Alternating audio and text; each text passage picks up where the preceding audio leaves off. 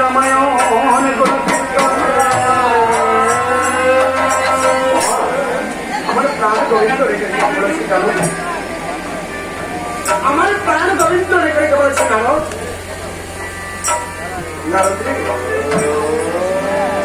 এই পৃথিবীতে ভক্তের অধীন হয়ে আমি থাকি। এই পৃথিবীতে আমার হতে আমার নাম বড়, আরে নাম হতে ওই ভক্ত বড়,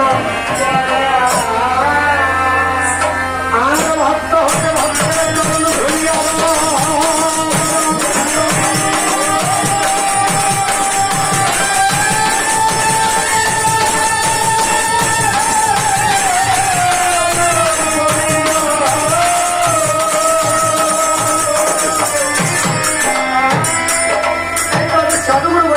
চরণে করিয়া স্মরণ শুরু করতে যাচ্ছি সেই মধুর রামায়ণ।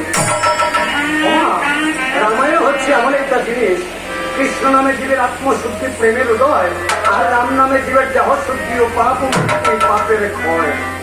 আর এই দেহ থেকে প্রাণ পাখি যখন চলে যায় ওই জীবের উদ্ধার হয়ে যায়। সেই রামগুণাগুলো শিব করেছে পঞ্চমুখে। আমার দেবাদিদেব মহাদেব কিন্তু পাঁচ মুখে রামগুণাগুলো করেছে, তবুও ভোলা মহেশ্বরের তৃপ্তি মিশে না। আর সেই মধুর রাম নামাজ এই গৃহ মধ্যে হয়েছে। তাই গৃহের ভক্তগণ পরম সৌভাগ্য যে আজকে তাদের গৃহ মধ্যে প্রভু রামগুণাগুলো। আমরা রামায়ণের 9টি পালা করে থাকি কীর্তন। তার মধ্যে প্রথম পালা হচ্ছে পিতা পুত্রের পরিচয়, দ্বিতীয় পালা হলো সীতার বনবাস, তৃতীয় পালাখানি হলো পিতা পুত্রের যুদ্ধ, চতুর্থ পালা হলো সীতার পাতাল প্রবেশ, পঞ্চম পালা হলো লক্ষণ শক্তিশালী, ষষ্ঠ পালা হলো রামের অষ্টমের যজ্ঞ, অষ্টম পালা হলো লক্ষণ বর্জন, আর নবম পালা হলো সেই ভক্ত তরুণেশ্বর বল।